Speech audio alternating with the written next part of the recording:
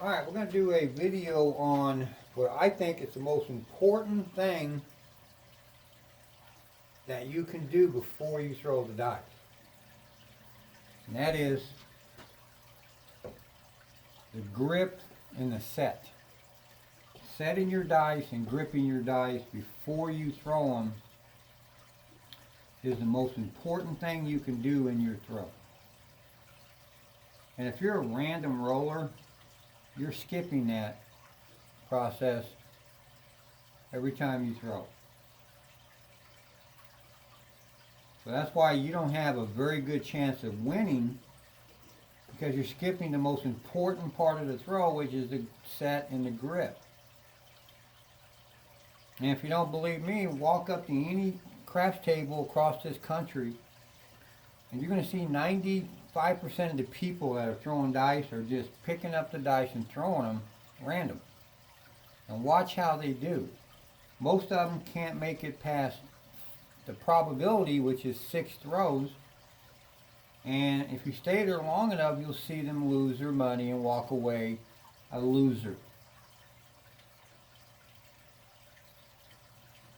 Because if you think about, these people are dinosaurs. They're still throwing the dice the same way when this dice game was invented 200-300 years ago. Because back then, when this game was thought of and invented, there wasn't any dice controllers back in the day. Everybody was a random roller. They picked up the dice, they shook them, and then they threw the dice. Okay? And the probability, all the odds, everything is based off the random roll.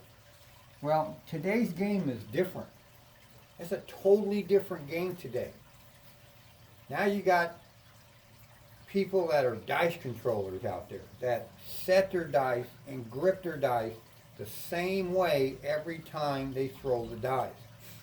And if you really run across true dice setters at a craps game and you watch them work, you'll see that it's a beautiful thing to watch a true dice setter work his form and beat this game every time out. He's the only consistent thrower at the table, and that's where everybody makes their money off the dice controller, flat out. Now, I'm not saying that you can't get lucky every now and then with a random roll, because, you know, you've heard me say this before. Probably three of the best throws I've ever seen on a craps table were random rollers. But they just got lucky, folks. And I was there the whole time when they were playing, and they probably threw 2 or 3 times before they threw their monster roll and probably didn't even make probable. And then after the monster roll, I watched them roll again, and they went out before probable.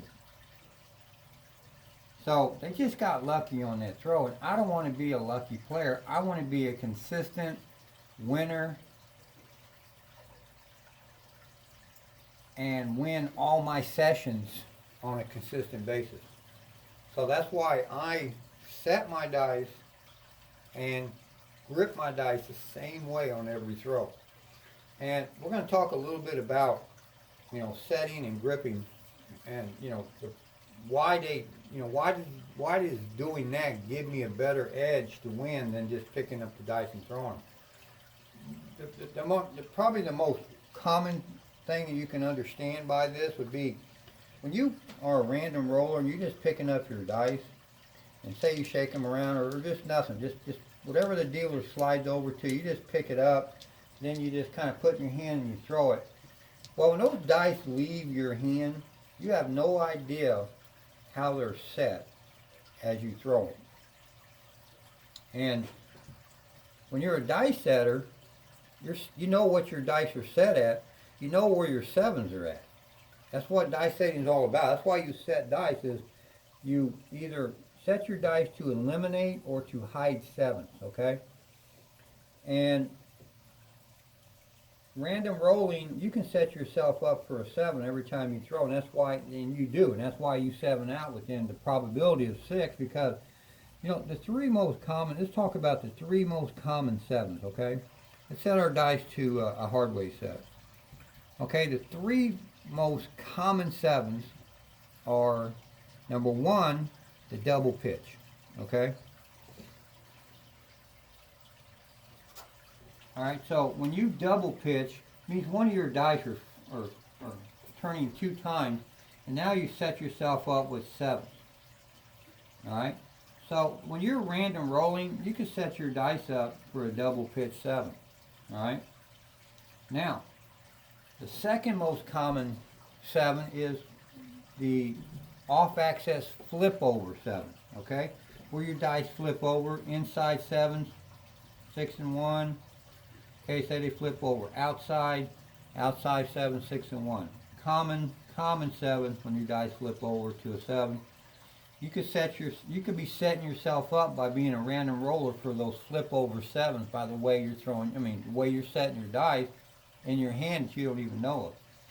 Alright, so now the third most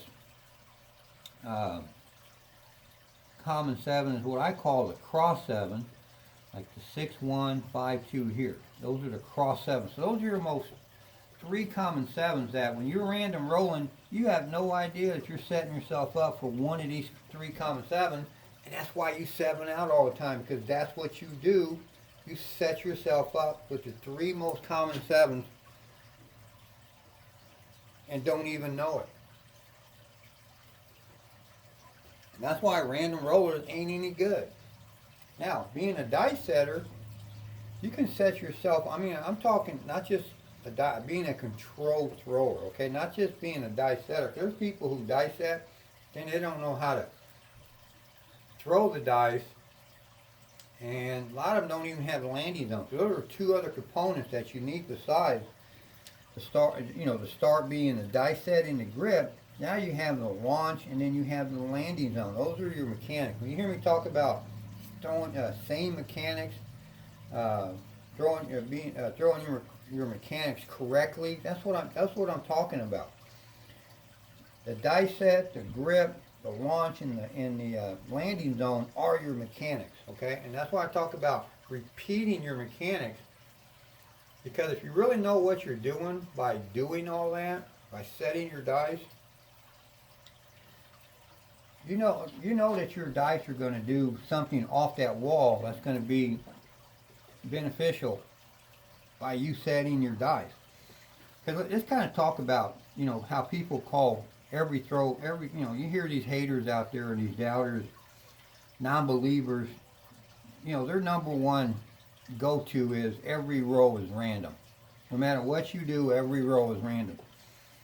And to a point, they're correct in one point of the throw, but not during the whole throw. Because, okay, let's just break it down. A random roller versus a set roller. Okay, the random roller is going to pick up the dice and then he's just going to throw them. Okay,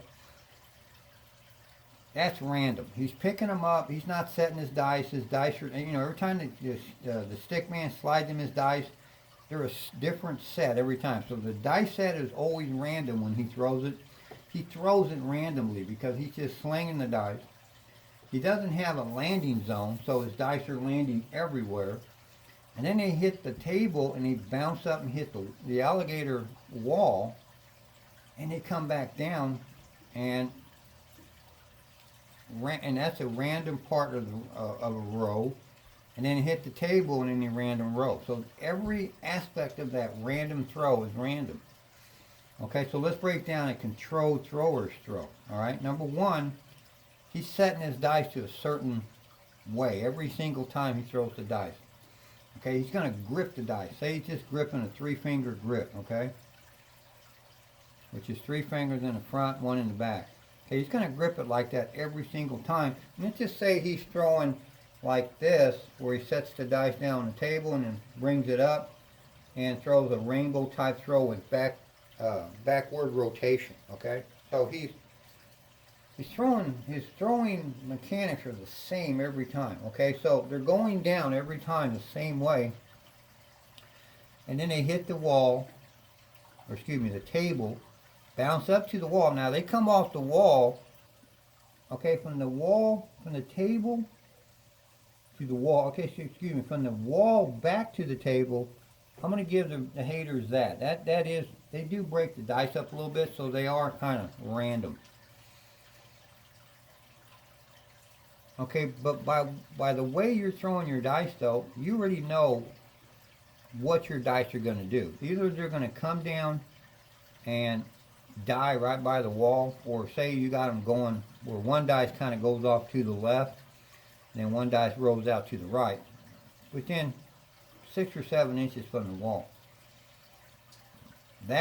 So you go, it's controlled all the way to the table, bounces up to the wall, comes back random, but then turns back into a controlled throw, and that's why you have a better outcome versus the random row, which is random throughout the whole throw. You actually have processes of control during a controlled throw. Even though there is a part of it that's random, about 95% of it is controlled, and you have a better outcome. And that's why controlled throwers have better outcomes than full-blown random rollers, if you follow along there. So that's kind of a breakdown of it. Now you guys seen that, well, real quick here, let me show you a couple things on the grips. There's really only about 3 universal type grips, okay?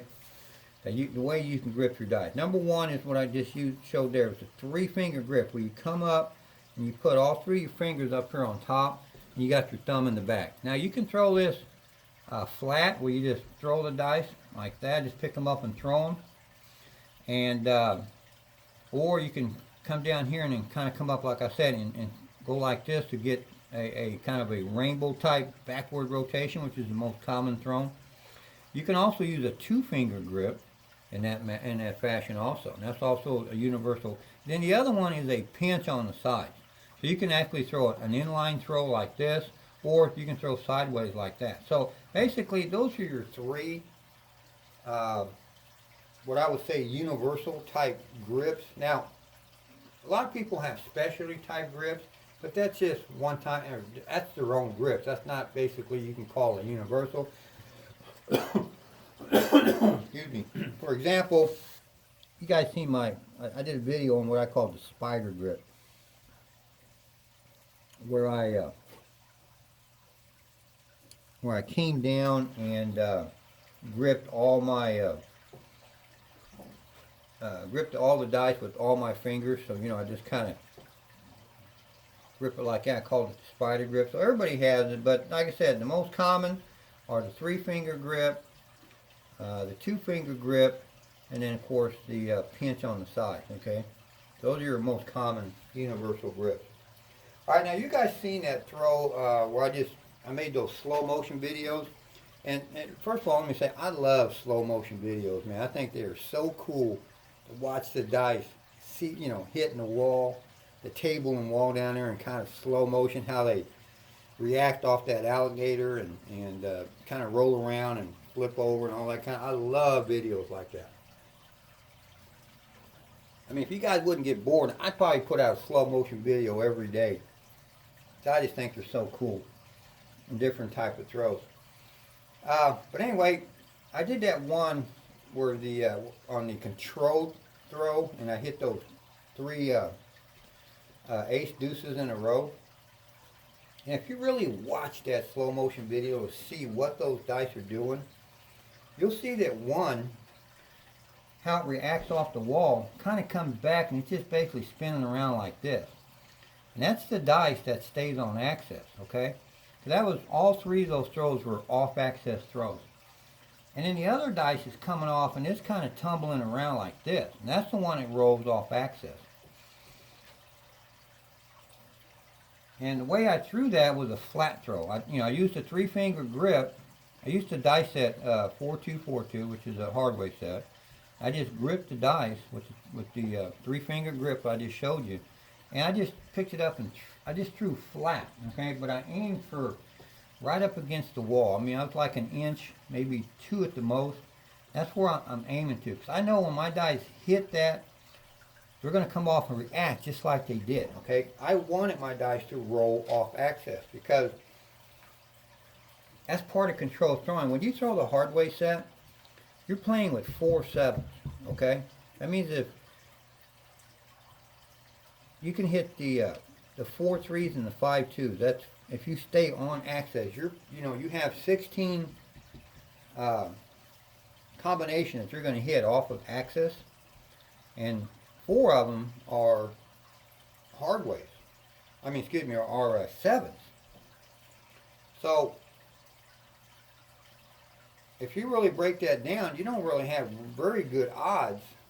You really have to be sharp with your shooting to survive that. That's why a lot of people don't have good luck with the hard way set, because it's just set up. They keep their dice on access and they're set up to lose. So that's why I'd rather have an off access throw, and you've seen it in that video. All 3 twos were off access throws where I got that 1 to flip over on all 3 of those throws. See, so I was consistent with my off access throwing. As long as I kept doing that, I was never 7 out. And what it does, it extends my game, because that's what dice setting and gripping your dice does. It extends your game, folks. Okay. People go, well, what do you mean extend your game? Well, okay, here's what I'm getting into. You guys hear a lot of new terminology in my videos, because I'm trying to bring this game up to today's game. Because, like I said, it is a totally different game than it was 300 years ago when they invented this game. Okay, it's a totally different game. So a lot of these rules and odds and sayings that are done in craps should be changed. Okay, because you have to. The rules have changed now because of the dice setter. I mean, of the control thrower. So we need to bring times up. It's like the probability. Okay, like I said, the probability is 1 in 6 that you're going to throw a 7. That's been there since the game was invented, but it also was there because it's based off the random roll. That's what that probability is based off. The random roll. Because there wasn't dice setters back 300 years ago. Okay, so they didn't come up with a probability for dice setters. They came up with the probability of just picking up the dice and throwing them, that you're going to hit a 7 within 6. Okay? And if you go to any table, like I said, across this country, you're going to see. That's true. But that's based off the random roll. But now, you got controllers out there. So this probability has to change. Okay? So, and that's what I'm doing. I'm changing the probability in a controller's throw, in my throw, from 1 in 6 to 1 in 12 now. So that's what I talk about by extending your game. Now, when I play, I got a probability of 1 in 12. I mean, think about it. If you ain't going to win with a probability of 1 in 6, because there's just no way. That don't mean you're going to throw the 7 at the 6th point. I mean, you got a chance to throw the 7 at your 2nd, 3rd, 4th, 5th throw, and that's usually what happens, okay? You're not going to win with them probabilities, but if you can extend the probability to 1 in 12, automatically what it means, if you have a probability of 12, you're blowing through the first 6 with no problem. Because if you can't blow through the first 6, you can't get to your probability of 12. So, actually it's not 1 in 12, it's 7 to 12 is your probability. That's the new probability for a control. The true level of control throwing raises the bar. Okay, extends your game to a probability of 7 to 12. Now, and being smart, playing smart, you hear me talk about this. If you can raise that bar to extend your game to 7 to 12 probability, and you extend and you start playing a short game, now you can be a consistent winner. And that's what it's all. That's what the level that I'm at. Okay, I extended my game. I disciplined myself to play a short game with it. That's a win-win situation, folks. You can't lose at that rate. Okay. Now, let's get back to that throw that I threw, because I want to show here about, off access throwing. Now, I set my dice to 4-2-4-2. Like I said, I did a 3-finger grip. And I just set the dice down on this cut edge like this. And I threw, or excuse me, no, I just set them down flat. That was a flat throw, sorry. And what I'm going to do is try to get, just like in that slow motion video, I want to hit just in front of the wall.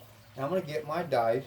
I'm going to have a 1 or a 6 come up on my dice. That is off access throwing, folks. Okay, so let's see if I can do it again in this video. Okay, there it is right there. It's a 3. There you go. Right on cue, folks. Just like I did in that other video. That's what I want to do. I want to get my dice to go off access off of this hardway set, okay? That's controlled throwing. All right, let's do it again.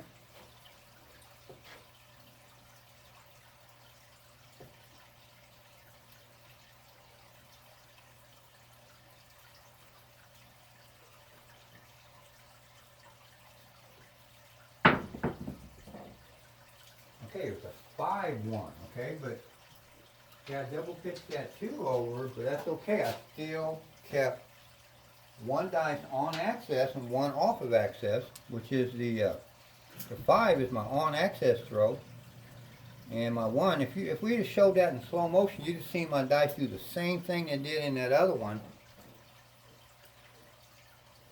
which is this dice here. It's just spinning like this to stay, or this one here is to spin sideways, stay on access.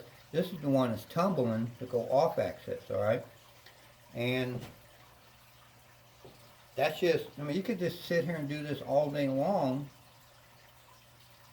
if you know how to control your dice, how to, control your mechanics, man. You gotta be disciplined with your mechanics.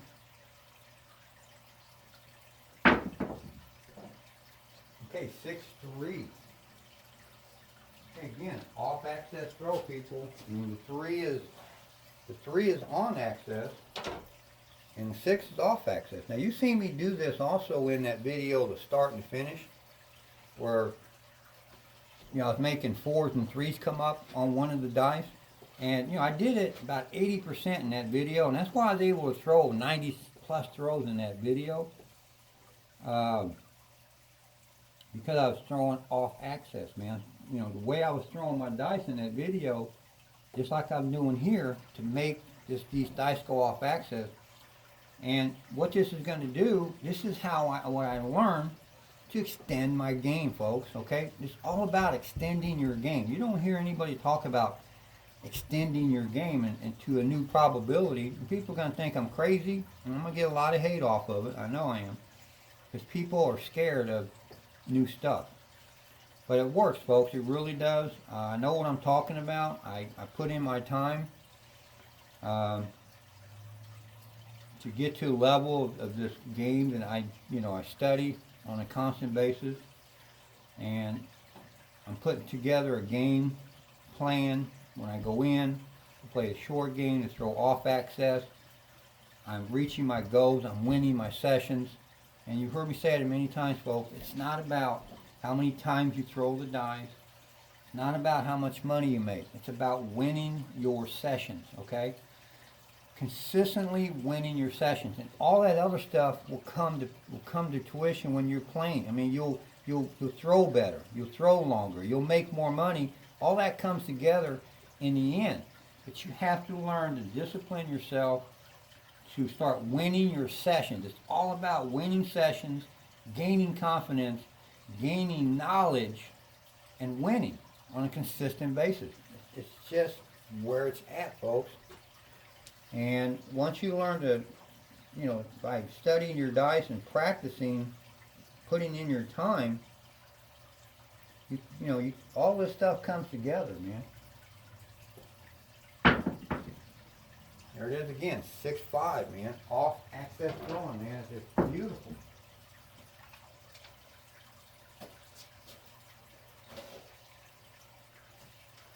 So, setting your dice, gripping your dice are probably the number one key aspects of winning in this game. Now, also too, I'm going to do another video. I know I didn't talk about all the mechanics. So, I just wanted to clarify this first. The dice set and the grip. I'm going to do another video coming out. It's going to be on the launch, which is your throw, and the landing zone. The importance of, the landing zone is the number 2 important thing in the throw, because you got to have a beginning, you got to have an end, okay? And control throwing really works, folks. It will help you be a consistent winner in this game. So, look for my next video to come out, which will be on the launch and the landing zone, okay? So, thanks for watching. Keep on watching, and the dice are in your hands.